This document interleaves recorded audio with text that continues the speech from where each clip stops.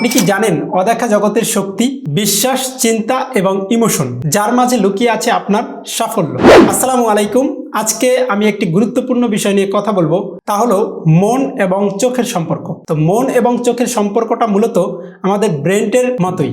ব্রেনের যেমন দুইটা গুরুত্বপূর্ণ অংশ রয়েছে, তার মধ্যে একটা হচ্ছে সাবকনসিয়াস মাইন্ড, দ্বিতীয় হচ্ছে কনসাস মাইন্ড। সাবকনসাস মাইন্ডটা হলো আমরা সচরাচর যেটা করে থাকি বা আমরা সবসময় যেটা করি, আমাদের ব্রেনে যেটা ইনস্টল করা, সেটাই হচ্ছে আমাদের সাবকনসাস মাইন্ড। কিন্তু আমরা যেটা গভীরে চিন্তা করি বা যেটা দিয়ে আমরা নতুন কিছু করার ট্রাই করি এবং আমাদের নতুন সম্ভাবনাকে সামনে এগিয়ে যাওয়ার ট্রাই করি, সেটাই হচ্ছে কনসাস মাইন্ড। তো এই দুইটা জিনিস, চোখ এবং মনের মধ্যে সম্পর্ক রয়েছে।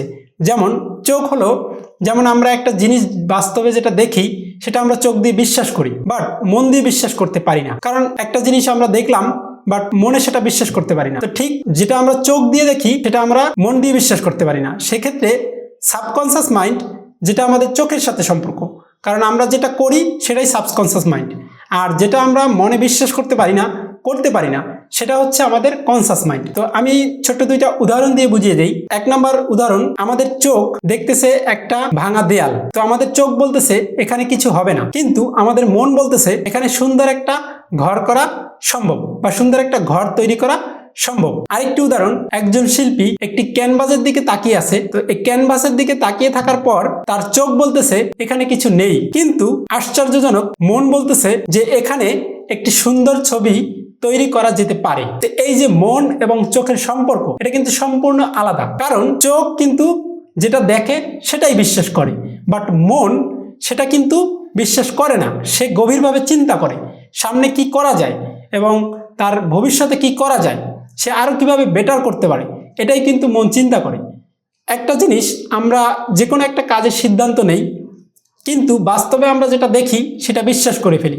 কিন্তু আমাদের বাস্তবতার গভীরে যদি আমরা যে চিন্তা করি যে আসলে এই কাজটা দ্বারা আমি অনেক কিছু করতে পারবো, যেমন আমরা জব সেক্টরে ভালো কিছু করতে পারবো, অথবা আমাদের ব্যবসায়িক সেক্টরে ভালো কিছু করতে পারবো, বা লেখাপড়ার ক্ষেত্রে ভালো কিছু করতে পারবো।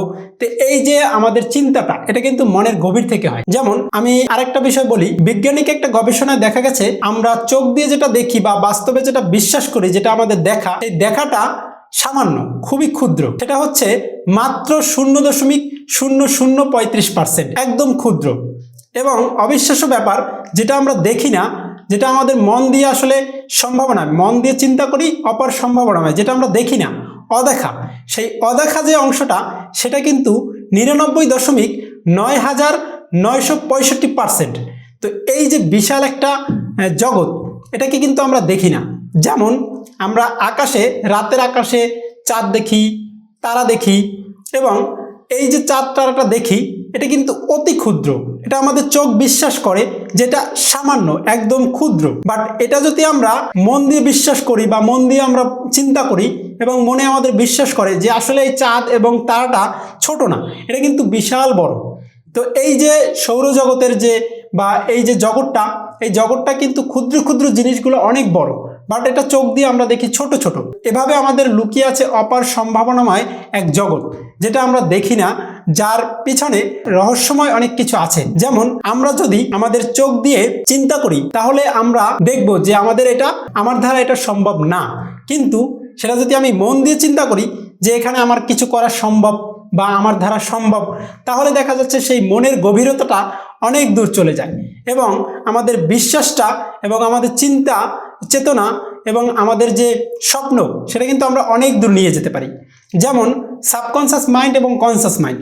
সাবকনসিয়াস মাইন্ডের কাজ হচ্ছে যেটা আমাদের ব্রেনকে ইনস্টল করা থাকে, যেটা দ্বারা আমরা আমাদের জীবনটাকে পরিচালনা করি এবং আমরা কাজটা করি। ঠিক আছে, তো আমাদের সাবকনসিয়াস মাইন্ডে আমরা যেটা ইনস্টল করব সেটাই কিন্তু ইনস্টল হবে। আমি যদি বলি যে আমি এই কাজটা পারবো, তাহলেই সাবকনসিয়াস মাইন্ড সেটাকে পারার জন্য যা যা করা দরকার সেটাই করবে। আর সাবকনসিয়াস মাইন্ডকে যদি বলি যে আমি এটা পারবো না, তাহলে এই পারবো না, না পারার জন্য যা যা করা দরকার, তাহলে কিন্তু সাবকনসিয়াস মাইন্ড সেটাই করবে। আবার কনসাস মাইন্ড, এটার কাজ কি?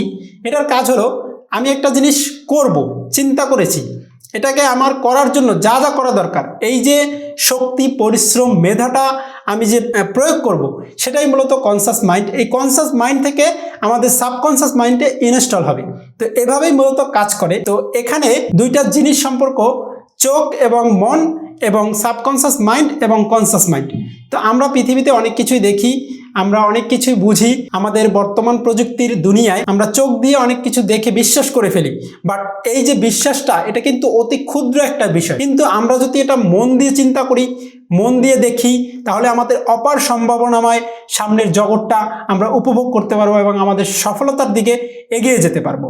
তাই আমাদের অবশ্যই মাথায় রাখতে হবে, আমাদের যে কোনো কাজের ক্ষেত্রে আমরা অবশ্যই আমাদের যে চোখের দেখাটা, যেটা অতি সামান্য 0.0035%, এটাকে আমরা সবসময় এটাকে প্রাধান্য দিব না, এটা আমরা এড়িয়ে চলবো।